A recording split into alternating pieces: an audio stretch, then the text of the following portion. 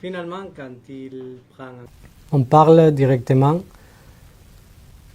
d'un événement dans un vestiaire qui ne peut pas se produire parce que c'est dehors du code de football. Une telle agressivité, et je n'étais pas dans le vestiaire, comme je me la fais raconter dans tous les staffs sportifs et de tous les staffs non sportifs qu'ils ont vécu ce qui s'est passé dans ces vestiaires,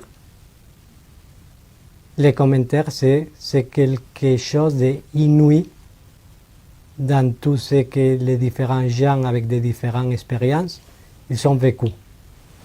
Ça, c'est quelque chose qui a débordé les limites. Et tu débordes les limites quand en fait il n'y a pas de règles.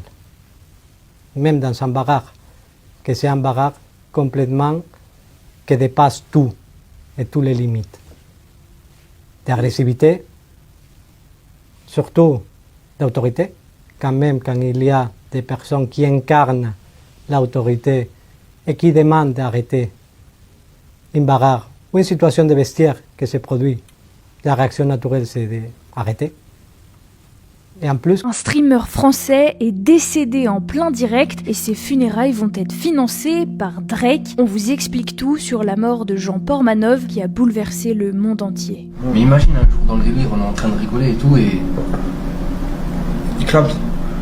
Tu sais que je me suis déjà posé la question. En plein live. Il était le streamer français le plus suivi sur la plateforme Kik et le 4e le plus regardé dans le monde. Raphaël Graven, alias Jean Portmanov ou JP, est mort dans la nuit du 17 au 18 août. Il était en plein live depuis plus de 10 jours, regardé par des milliers d'internautes. Il avait 46 ans. Moquerie, humiliation, voire torture, il subissait en direct sur la plateforme Kik des violences quotidiennes. Pendant plus de 4 ans, ses acolytes Narutobi et Safin s'en prenaient violemment à lui et à Kudu, un homme en situation de handicap. Un déferlement de violence, alimenté par les viewers, est rendu possible par la plateforme Kik, qui modère moins que son concurrent Twitch. Cette plateforme s'amusait d'ailleurs de la situation et n'hésitait pas à alimenter les humiliations que subissait JP. Son décès a secoué la communauté de streamers et a fait couler de l'encre à l'international. Suivi par 7 millions de personnes sur Twitch et 1,7 sur Kik, le streamer américain Adin Ross a annoncé prendre en charge les funérailles avec le célèbre rappeur canadien Drake.